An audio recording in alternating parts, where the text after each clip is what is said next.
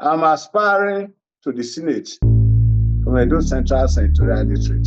You know, if you are an Esan man, if you come to our senatorial district, you will see that a lot is left to be done. The people will always look up to you for answer because you are a politician. You are part of the elite of the country. I believe that anybody who is given the opportunity by the people to administer them, we have to do all that he can to please the people. And as we speak, like I did say, the politicians are jostling around to support those they feel should continue to administer them.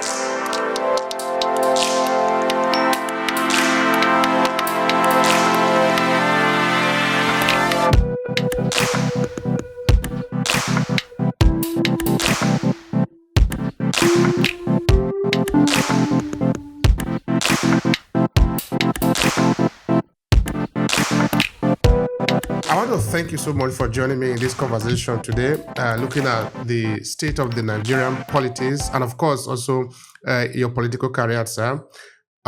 Could you tell the people who you are? That is where we will start from, because this podcast is essentially about storytelling. We talk about ourselves, what we do, our passion, why we do what we do. That is also one of the most important parts of the Obehi Podcast. So start by telling the people who you are, those who do not know you. Please go, sir. Well, thank you very much, Obehi. I am a Right Honorable Friday Itulah Esquire. I'm a lawyer by training and a politician by calling. I come from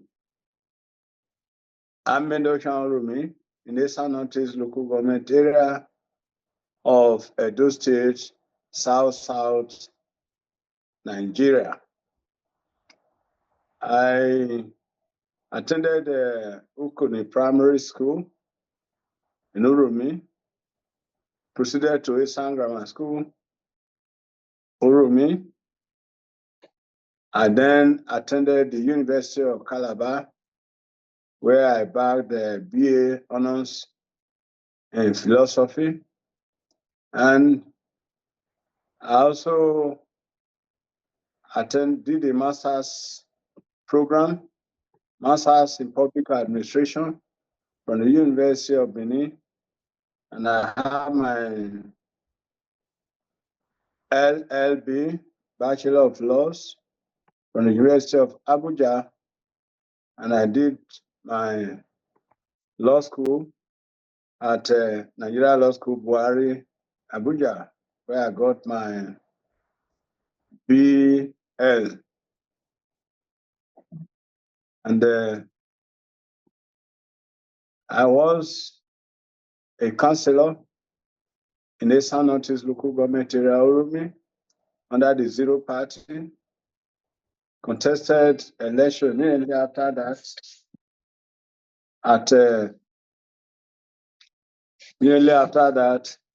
Contested to the Edo State House of Assembly under the United Nigeria Congress Party, UNCP. And I won my election to the Edo State House of Assembly. We were not inaugurated because the then head of state died. When the Fourth Republic came on board in 1999, I contested again to the Edo State House of Assembly, where I won landslide. And in 2003, I again contested to the Edo State House of Assembly, and I won and became the Speaker of the House. From there, I went to the contested election to the House of Representatives, Abuja, Nigeria, in 2007. I won again. In my second tenure, 2011, I won again to 2011. After that, I became a special assistant to the Speaker of the House of Representatives, who is now the Chief of Staff to the President. Right Honorable Femi Gbajabiamila, and then when this current speaker, Right Honorable Dr. Tajuddin Abbas, came on board, he invited me to work with him and made me a special assistant political to the South-South geopolitical region. That is where I am presently.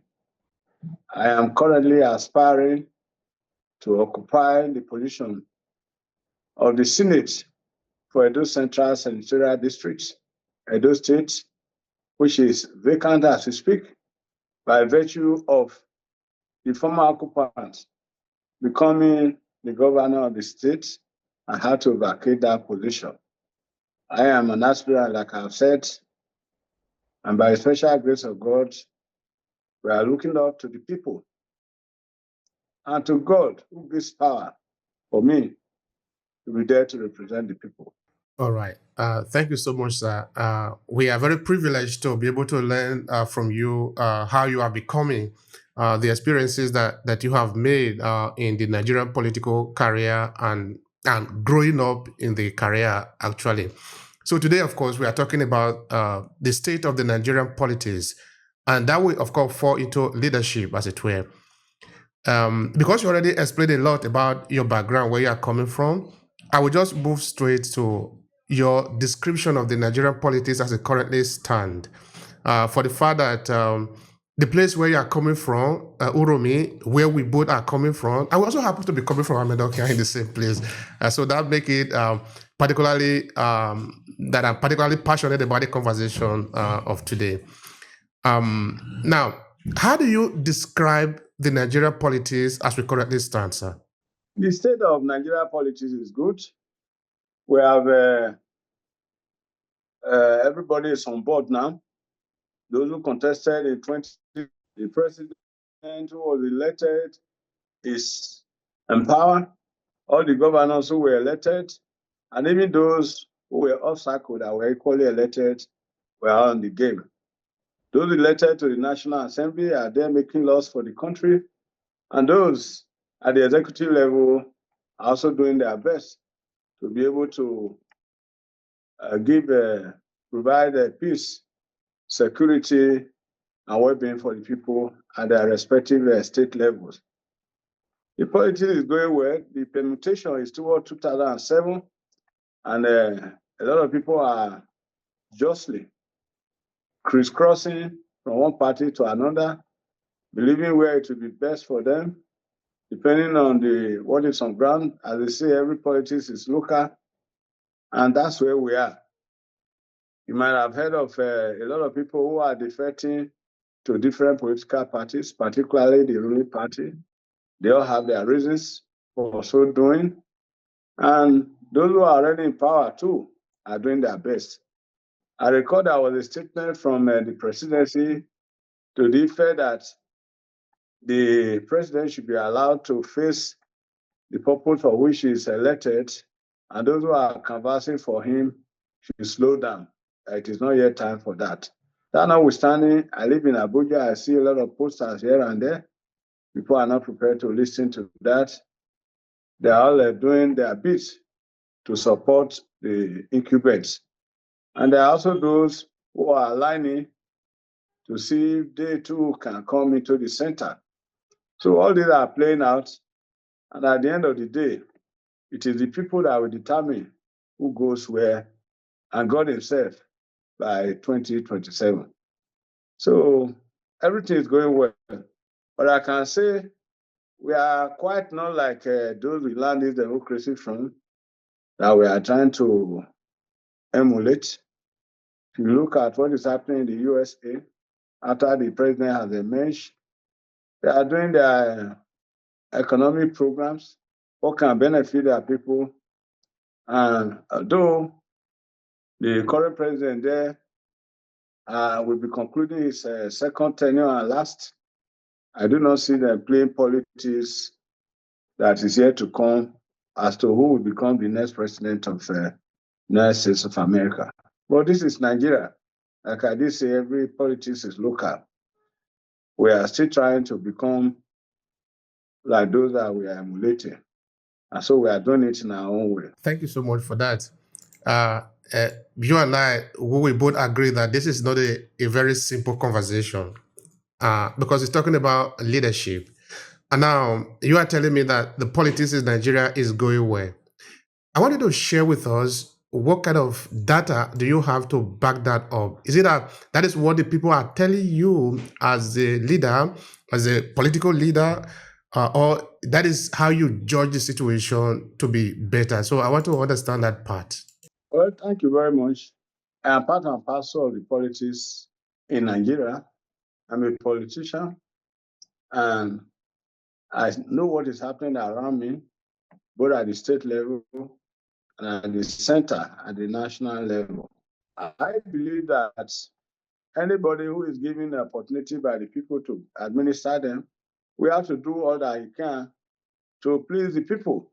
And as we speak, like I did say, the politicians are jostling around to support those they feel should continue to administer them.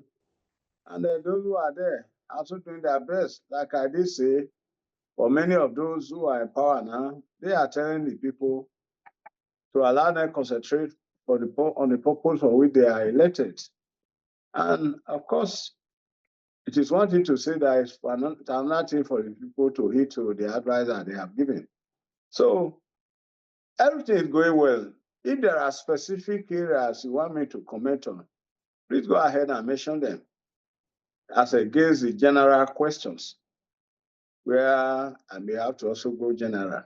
I will also be interested in understanding how you view politics and leadership, because that will help us understand how we measure the effectiveness of the Nigerian politics. Because I see just now, I hear just now you were saying that we are not yet where we're supposed to be, at least looking at those who brought democracy to us. And so, if we are not where we're supposed to be, I want to understand where is that place? How do we measure whether a leadership is going well or is not going well? Of course, I'm asking you all this question because you have a very robust background in the field. You've been here, you are a lawyer, you have a background in philosophy, so you certainly do understand what I'm talking about. So the question really is, how do you measure, or are there ways to measure the effectiveness of a Nigerian politician, or call it a Nigerian leader, so that we say it's a good leader, it's not a good leader, he has been successful, it's not successful? How do we measure that? The Constitution, which is the ground on the basis of which we seek power, spells out the responsibility of those who are elected, depending on which parts of the election we are talking about. By that, I mean, if you are seeking to be a legislator as is provided in Section 4 of the Nigerian Constitution, you are expected to make laws for the good peace, order of the country or any part thereof. So from get-go, when you seek election, you are focused on what your responsibilities are, what is expected of you as a legislator. If you are elected again as into an executive position, which is also provided by Section 5 of the 1999 Constitution as amended, you also know what your responsibilities are. You have to implement the laws that are made by the legislature. The whole essence of governance is the security and well-being of the people. So every part of the game, whether you are in the legislature or you are in the executive, this should be your focal point. Provide security for the people and also provide for their well-being. As we speak, I do know as leaders, this should remain our focus. If you are a legislator, all your laws should be focused, particularly in the area, in the list that you belong to, whether the exclusive legislative list or whichever other part, that this is what is expected of you. This is what you take to parliament to legislate on, and you expect the executive to implement. The executive on their own can also bring policies to parliament where they expect the parliament to make input to enable them to do the implementation. For the twofold of security and providing the well-being of the people, well, I can say that the government is doing its best, or particularly in the security area as we speak. A lot is left to be desired, whether it is in the northwest region, northeast, north central, south, southwest, southeast. We have insecurity everywhere, but they have been addressed, no doubt, because insecurity is a global problem, and government is doing its best to ensure that the insecurity in the country is addressed. And while that is being done, it does not stop. The government from also attending to the well-being of the people.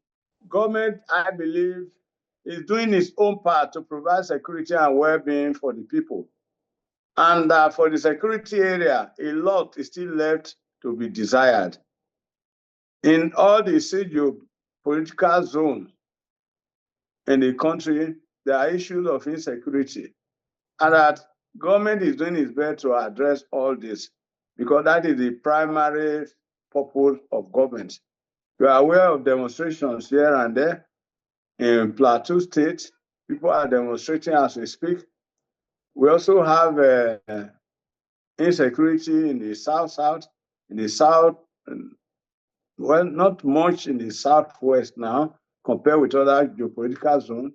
In the northwest, in the northeast, there are issues there to be addressed. And like I did say, security is a national issue, it's a global issue, and government is doing its best to ensure that these issues are addressed as much as they can. I then said, it is those for whom you are playing the drum that will determine whether you are playing it properly or not. From the perspective of those of us who are players in the game, we believe that government is trying to do its best. Though their best may not be best enough, but when you keep addressing it, we are sure at the end of the day, something good will have been achieved before we get to the next stage. Thank you so much for that, sir. We appreciate your pointing out the different parameters upon which leadership should be addressed in Nigeria. It means that there are actually parameters. There are KPI, what you would call in business, the key performance indicators to know whether something is going well or not going well, which is the Constitution spelled out that a government or a leader should provide security for the population and should provide also other necessities that make life easy. And if we are fair to ourselves, we can use that, only that, to measure the performance of politics in Nigeria. So, of course, I'm not going to blame you for everything, but I'm going to, of course, ask you to tell me, if you were the father of Nigeria, if you were sort of put in the affair of this country, is it the kind of leadership you would want? Or, no, let me put it this way. What kind of leadership would you want, would you desire for a country like Nigeria? But as it is, we still have an issue. Every now and then we see on the international cable news where you see people being shot at, people being killed in school. There are demonstrations here and there. They still have issues, but it might not be the magnitude of what we have here. And the reason is that we are still evolving. Like I did say, we will get there.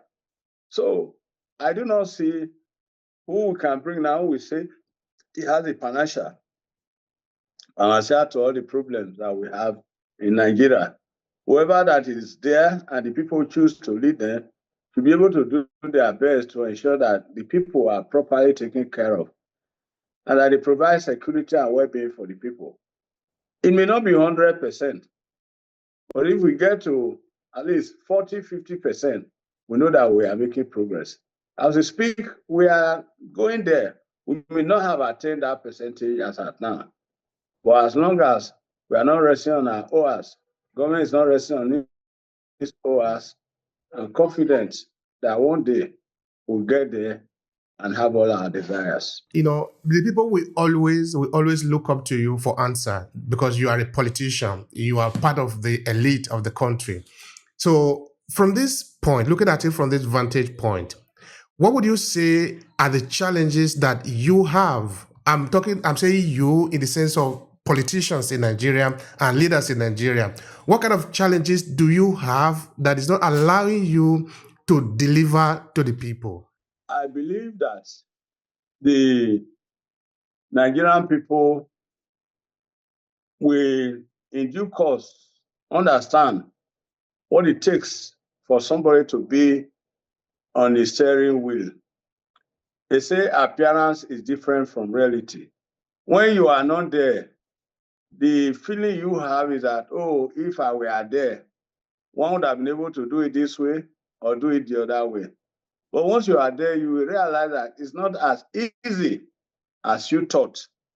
So the people need to understand what governance is all about and appreciate those who are there, commend the effort they are making, give constructive criticism, not destructive ones, to enable the person who is there not to be distracted or feel that he's not doing enough.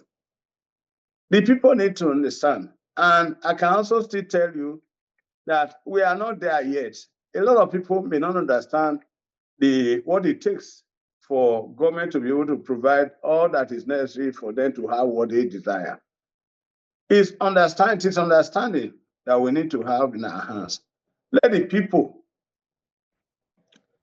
be very fair in their outlook of governance.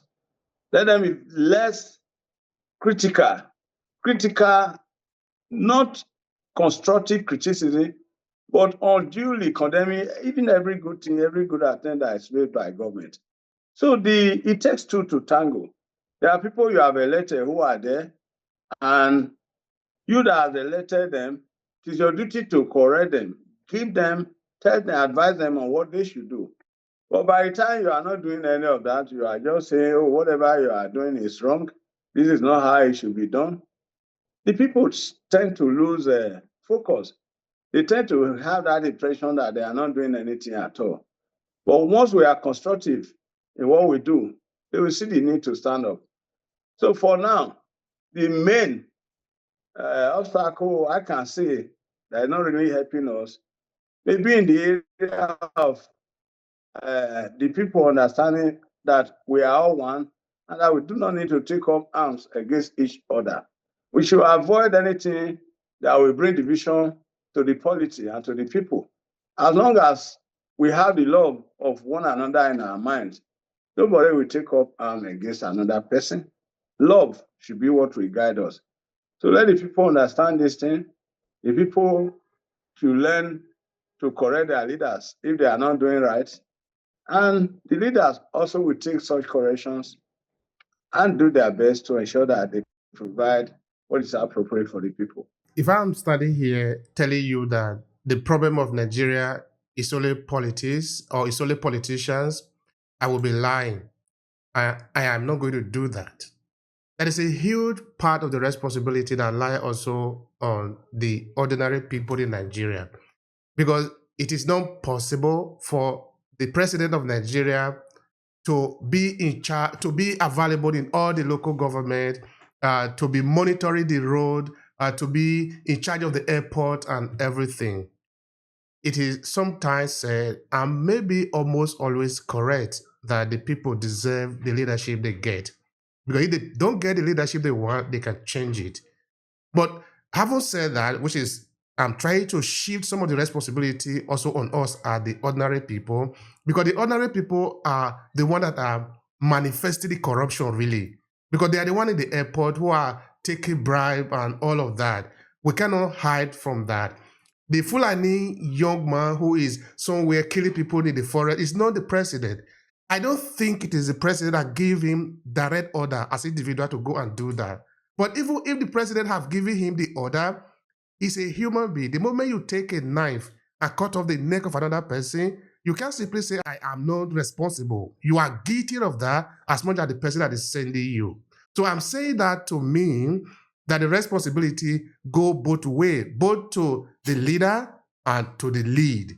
And of course, you see that here I'm talking to you as a leader, because not just as a politician. I am see politicians as leader. That is the role that they have as it were. So now tell me, sir, what is the reason that you became a politician and therefore a leader in Nigeria? How are you pursuing that role? What would that role mean? Okay, let's call it a goal. When you finally achieve your goal, what would it mean to Nigeria, to the people you represent? Thank you very much.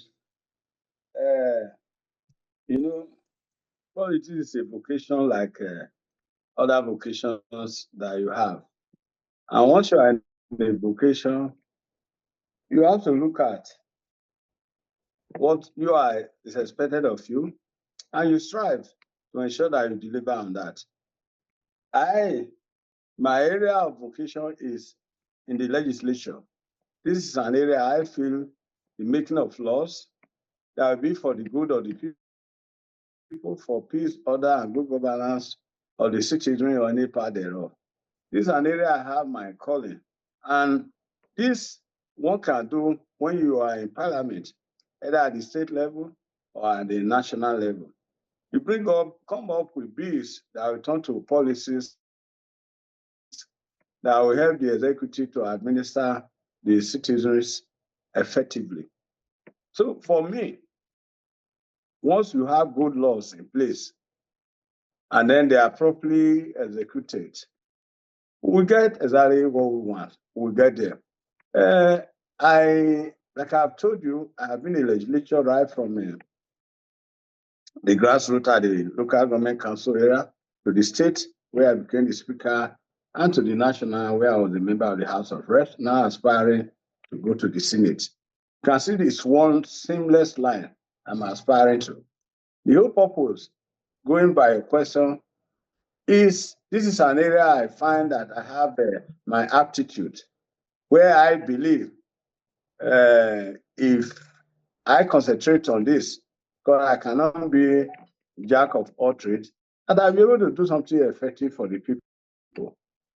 I live with the people. I know which areas that they lack proper attention.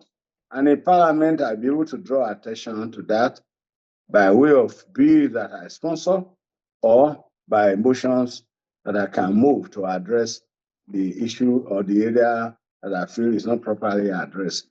So to me, this is where I want to make my contribution to the people. I'm aspiring to the Senate from Edo Central Senatorial District. You know, if you're an Eastern man, if you come to our senatorial district, you will see that a lot is left to be done. Is it in the area of roads? A lot is left to be done there. So more that it is even difficult for our people to be able to move from point A to point B. If you have your vehicle with you, by the time you traverse this area, for upward of 30 days, you need to visit the mechanic again. And there are a lot of places where our people are trying to do commerce. But because such areas are no longer passable, it becomes a great problem for those who took loans to be able to establish the businesses that they are put in those areas that are not being patronized. Those areas, one, we need to address them so that our people can profit from the labor of their hands. In the area of security, though that is the responsibility of government, if I'm a legislator, I will also draw government's attention to the areas I feel security is lacking in my senatorial district. We are majorly farmers in Edo Central. The area of agriculture, we need to be addressed. But we are having issues there now because people are even afraid to go to their farm because of the issue of insecurity. So we tell them, address the issue of insecurity first, and then their welfare comes in. That is why we have said the primary purpose of government, the Constitution, that the primary purpose of government is the security and well-being. In other words, there has to be security first, because before we talk of the well-being of the people. By His grace, and if we have the opportunity, these are the areas we want to focus on, pay special attention on, so that our people will be able to do the business that they know best, which is farming, agriculture. And once we address this area, everybody will be happy. You play your part. If you are a farmer, you bring your produce to the market, and then you also benefit from what others are bringing that you are unable to produce on your own. So by and large, my dear brother, we're all in the game together. Everybody playing his or her own role. There is division of labor, and that division we are addressing. Talking about some of the challenges that you made mention of, whether we are talking of road, therefore the infrastructure, talking of the security, which is actually plaguing the country at the moment.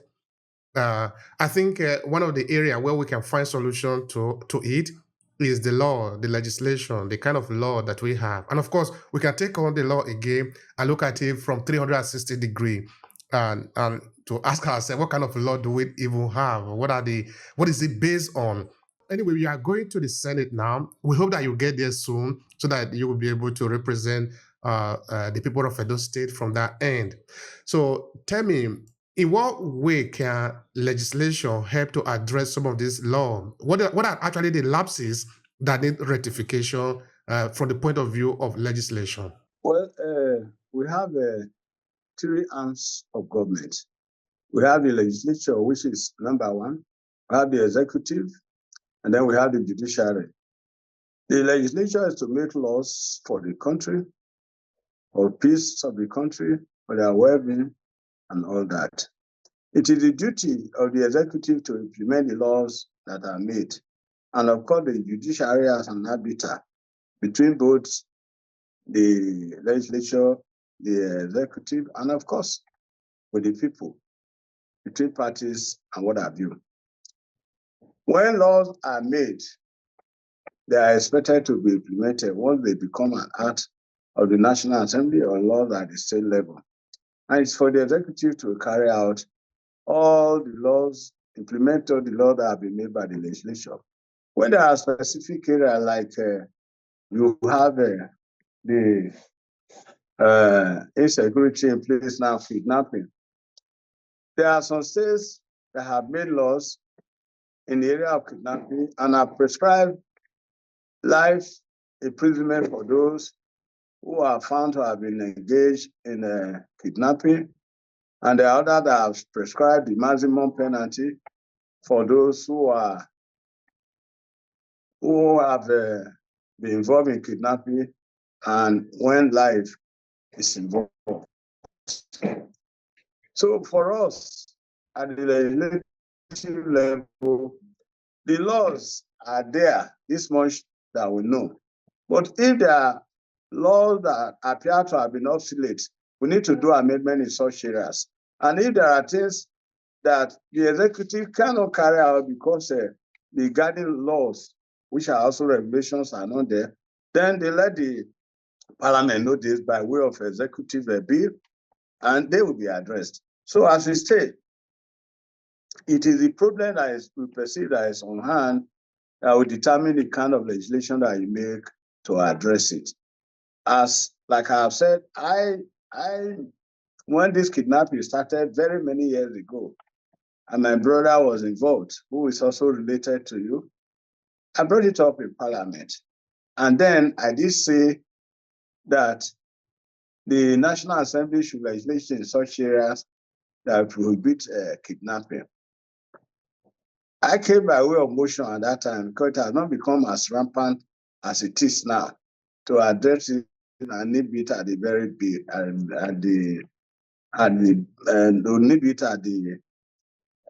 very beginning. And that's much we did that time. So now that kidnapping has taken a different turn, we also have to look at areas. What amendment can we make to the laws that are already in place that can address the expanding, the increase of kidnapping that is witnessed today in Nigeria. So it is what is on ground that will determine the kind of legislation that we make to address it, my dear brother. For other areas that will inhibit the well-being and security of the people, we also address them as we perceive them or as they come.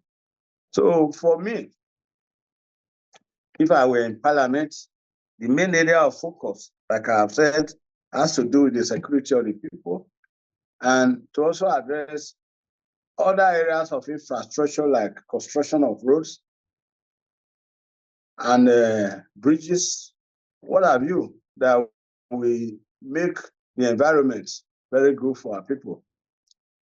Particularly for the unemployment that is also in place, because I can also perceive that the unemployment that is on ground is partially or partly responsible for this crime that we are seeing increasing by the day. So if we are in parliament, we ensure that we provide the enabling environment, provide water, sewage, sanitation, road, health, all these areas that we need for us to live a proper life as human beings. We address them. And I'm sure that when we do all this, we also provide schools so that people can be educated and determine what is right from what is wrong. My dear brother, as we go along, we will be able to say, yes, we're addressing the well-being of the people as much as we can do while we leave the rest to God. Thank you so much for that, sir. We wish you success in your endeavor of becoming a better leader in the country, providing what the people really want, because that is what the people are hoping for. And of course, it's a game again where we need both to play. You know, as some people will say, "Agbuhi no yi akigbena here," which is to say that it is not just one part. You need to look at it from both ends. And looking at it from the point of view of security that is actually plaguing the country. I know, for example, there is one state, I don't remember exactly whether it's Cross River State. Okay, I'm looking at this now from the point of view of the herdsmen who are usually taking cattle into the farm land of other people and therefore having confrontation with the people. And from there, we don't really know what happened. This extra presence of other people in other parts of the country, and there is a kind of confusion there. I think that maybe there can be law in place to address this, because okay, we are all Nigeria. We are not going to say you cannot, if you are from Castina, you cannot enter Edo State, or you cannot enter Kano State, or you cannot enter Imo State. But are there regulations that make it sure that when you come in, you comport yourself in the way that you will want other people to comport themselves when they are in your land? Because I don't think these things are even very complicated to understand. Now, you see, the issue of security for Nigeria, there will be a lot of a call for the local policing to make it easy for people to police themselves, no? Instead of having just one tier of policing in the country. And of course, this again will be addressed through the legislation, that the law need to be made, need to be approved so that it can be in place. But my curiosity here really is, how do you decide what to legislate for? Right now, there is a lot of cry in the country for insecurity. Is that what you base your decision on what to legislate for? Or is this something that you decide among yourself as legislator, as lawmaker? Could you help us understand that? Okay. I think you have even addressed that yourself by the questions you are asking and the preamble that you made before the main question. Now, we talk of cattle herding, open grazing. All these are what bring issues between the cattle herders and the farmers. The farmers believe that the cattle breeders or herders are encroaching on their farm and eating up their crop. This should not be, because cattle ranching, I believe, will help to resolve this issue, rather than open grazing where you herd your cattle and they eat up the farm produce of the farmers. We should look at those that we are trying to emulate. They also provide protein needs for their people. How do they do that? Do they carry their cows and go about destroying the other business of other people? The answer is no. If you want to do, you want to go into trying to bring about that business of having cows, what you should do is to ranch them. Go to the place, buy land from these people or hire, as the case may be, and ranch your cattle there. Once you do this, you find that, as they do in other places, apart from the meat that you get from me by way of protein, you're also able to, you have a milk that can come from there, apart from the beef. So if you do ranching, outside the beef that you get from it, people are also able to have they're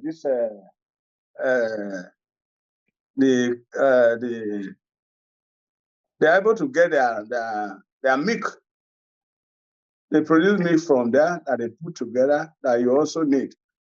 And so you are able to get a lot of more benefits than destroying other people's businesses at the house. That is also of very much importance to them. So cattle ranching, I believe, is the solution to that. There was an attempt to make this law in the National Assembly some time ago to prevent people from going about, grazing on other people's crops and other farm produce. But it was yet to see the light of the day. But it's still coming up. And as we speak, I'm sure a lot of people realizing that this could be more beneficial to everybody. It will be a win-win situation for us to go into ranching. Eventually, that will become a legislation in Nigeria. The issue of state policing is seriously being considered in Nigeria Parliament. I can say in principle, a lot of our parliamentarians, even the executive, have agreed that there is a need for state police at the level that we are. One federal central police is not enough for the country. We are growing by the day, and we can see that the number of police we have are not sufficient for our population that is growing by the day. We are going to almost 150 million people in Nigeria, and the policemen that we have are less than 1 million. You can imagine the proportion of what one policeman is to but you can understand the ratio going by the population and the number of policemen that we have. It's not enough. I'm sure the state police, having a state police we have, the fear people have always had in the area of having state police is that the executive may want to use it to their own advantage and thereby destroy the peace that we are trying to guard against. But then again, let us look at what we have available in the developed climate, where they have not just state police, they even have police at their own local government level. And all this, by the legislation, the structure that is on ground knows what their limit is. By the law, you'll be able to know whether it's a federal offense that will be committed, and therefore those who should be involved, or if it is the state, or if it's at the community level. So Nigeria is ripe for state policing. And I also believe that there is a need for us to recruit more of the security that we have now. Even the ones that we have now that are less than, like I did say, 1 million, are grossly inadequate to cover the people. A lot of these people, these policemen that you have, are also being deployed to VIP, very important persons who are taking up their own security. We need to address all of this. Let's bring in more hands to police the country, and let's see what we can do immediately to ensure that at the state level, we're also able to bring in the police force. At least we can wait a little, see how that one works out before we go to the local government level. So I support the issue of state policing. I remember you were making mention of laws related to economy.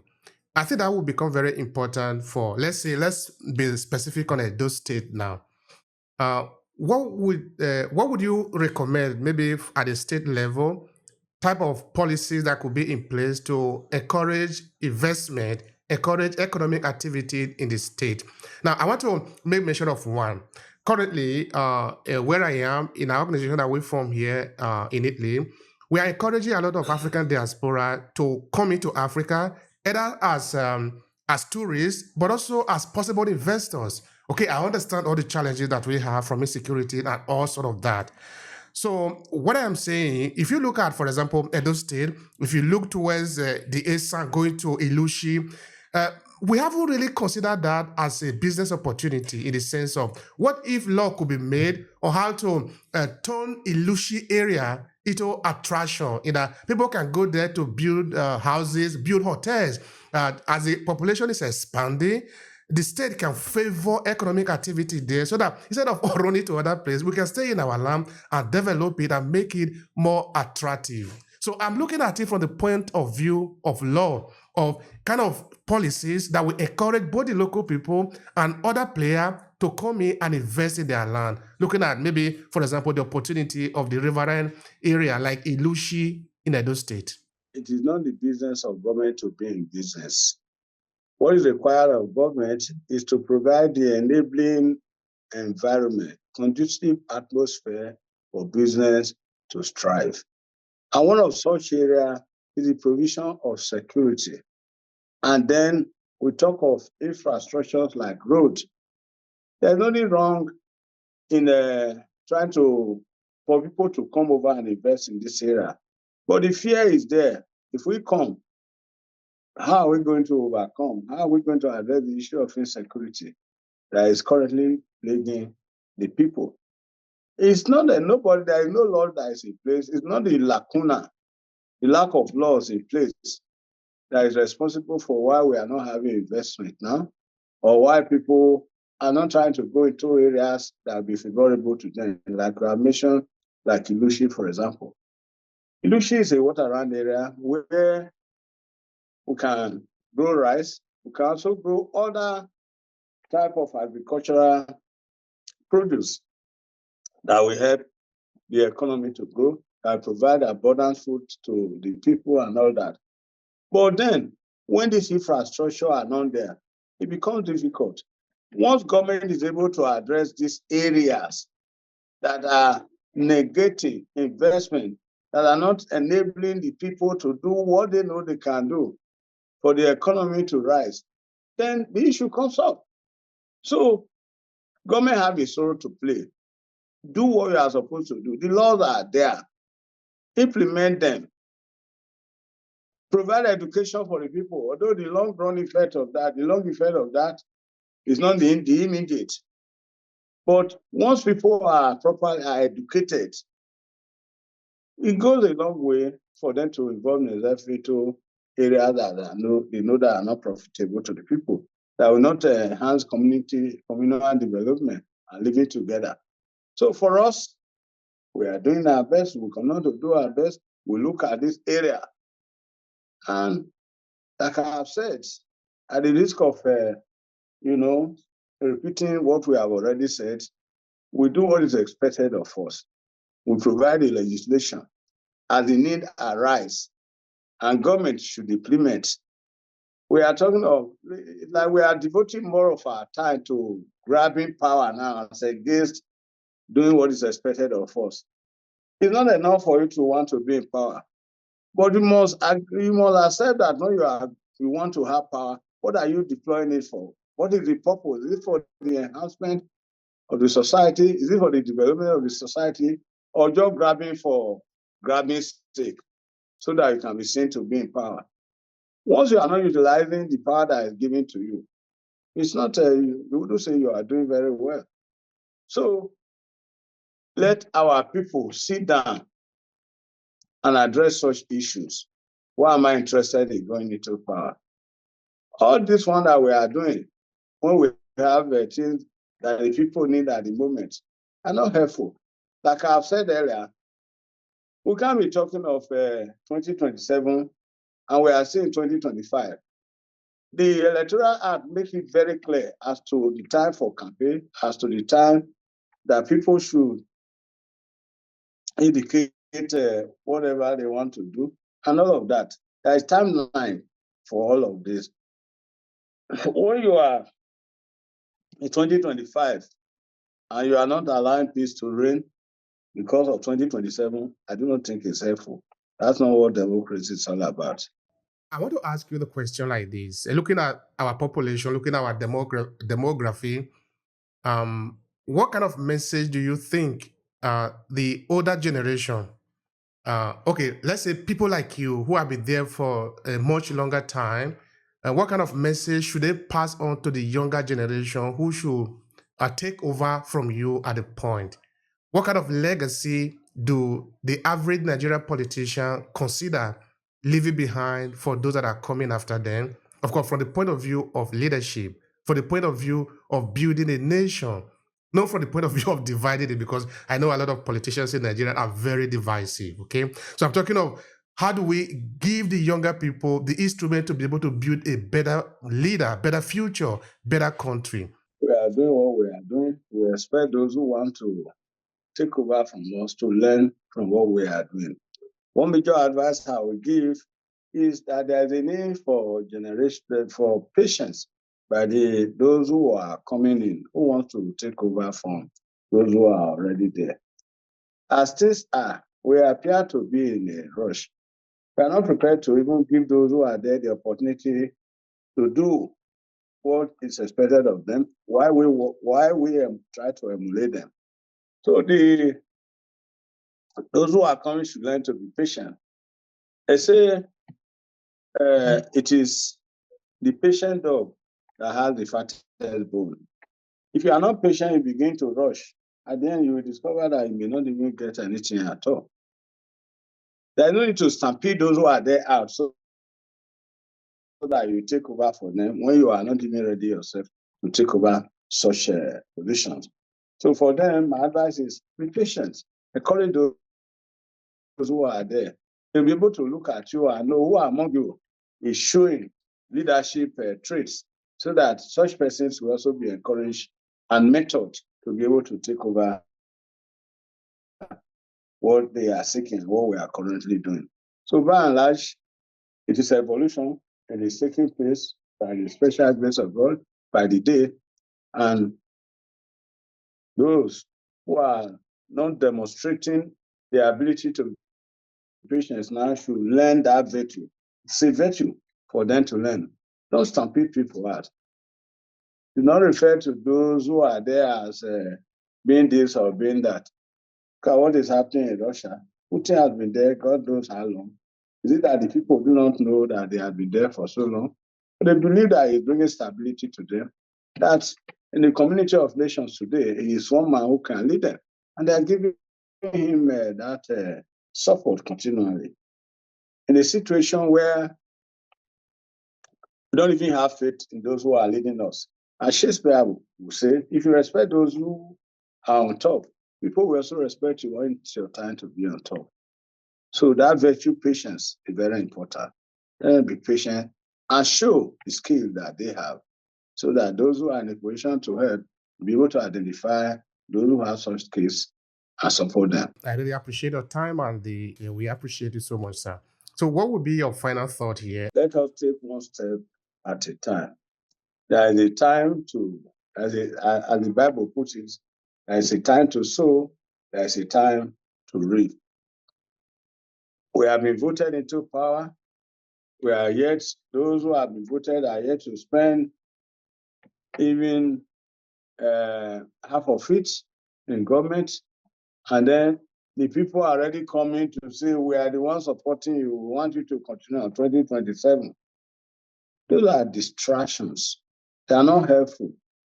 Let us remain focused. Allow people to deliver on the mandate that they have been given before you start stampeding them to now begin to show, so that when the person gets there, we see me as the one who encourage him to be there. No, it is not time for that. If we want to support them, let's support them by way of advice on how they can address the current issues that we are facing. And when it comes to time for politics, when it comes to time for proper campaign, we'll be able to judge the people and know how far they have been able to deliver on the money that was given to them before we can now say, yes, you deserve to have more of this. Honorable Friday Itulah, it has been an honor to talk to you, sir. It's really been a special conversation with you. Thank you very much, and do have a wonderful time, sir. Thank you for having me.